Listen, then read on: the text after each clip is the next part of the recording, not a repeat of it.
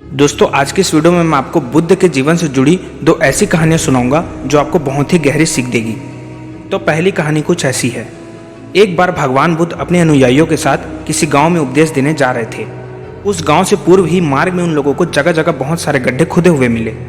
बुद्ध के एक शिष्य ने उन गड्ढों को देखकर जिज्ञासा प्रकट की कि आखिर इस तरह गड्ढे खुदे होने का तात्पर्य क्या है। बुद्ध बोले, पानी की तलाश में किसी व्यक्ति ने इतने सारे गड्ढे खोदे हैं। यदि वह धैर्यपूर्वक एक ही स्थान पर गड्ढे खोदता तो उसे पानी अवश्य मिलता, पर वह थोड़ी देर गड्ढा खोदता और पानी न मिलने पर दूसरा गड्ढा खोदना शुरू कर देता। तो दोस्तों इस कहानी से हमें यह शिक्षा मिलती है कि व्यक्ति को परिश्रम के साथ साथ धैर्य भी रखना चाहिए।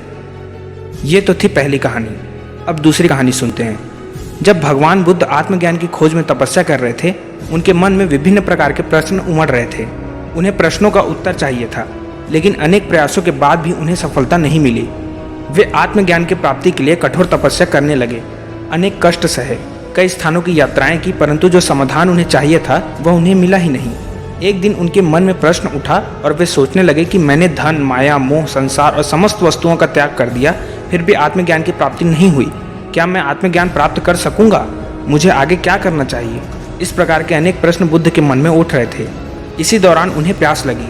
वे अपने आसन से उठे और जल पीने के लिए सरोवर के पास गए। वहां उन्होंने एक अद्भुत दृश्य देखा। एक गिलहरी मुंह में कोई फल लिए सरोवर के पास आई।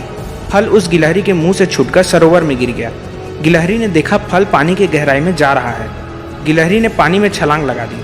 उसने अपना शरीर पानी में भिगोया और बाहर आ गई। बाहर आकर उसने अपने शरीर पर लगा पानी झाड़ दिया और पुनः सरोवर में कूद गई। वो ऐसा बार बार करने लगी। बुद्ध उसे देख रहे थे, लेकिन गिलहरी इस बात से अनजान थी। वह लगातार अपने काम में जुटी रही। बुद्ध सोचने लगे, ये कैसी गिलहरी है? क्या ऐसे लगता है कि ये सरोवर का जल कभी सुखा सकेगी? लेकिन बुद्ध ने देखा कि गिलहरी ने हिम्मत नहीं हारी। यह पूरी शक्ति लगाकर सरोवर को खाली करने में जुटी है। अचानक बुद्ध के मन में एक विचार आया कि यह तो छोटी सी गिलहरी है, फिर भी अपने लक्ष्य को प्राप्त करने में जुटी है। मैं तो एक मनुष्य हूँ। आत्मज्ञान प्राप्त नहीं हुआ तो मन में निराशा के भाव आने लगे। जब ये इतनी छोटी सी होकर हिम्मत नहीं हार सकती, तो मैं इतना बड़ा इंसान होकर कैसे हार मान सकता हूँ? मैं पुनः तपस्या में जुट जाऊँगा। ऐसा कहकर महात्मा बुद्ध ने गिलहरी से भी शिक्षा प्राप्त की और तपस्या में जुट गए, और एक दिन उन्हें आत्मज्ञान प्राप्त हो गया और वे भगवान बुद्ध हो गए। तो दोस्तों आप लोगों को इन दोनों कहानी में कौन सी कहानी अच्छी लगी कमेंट करके जरूर बताएं, और ऐसी मोटिवेशनल वीडियो के लिए हमारे चैनल को सब्सक्राइब कीजिए।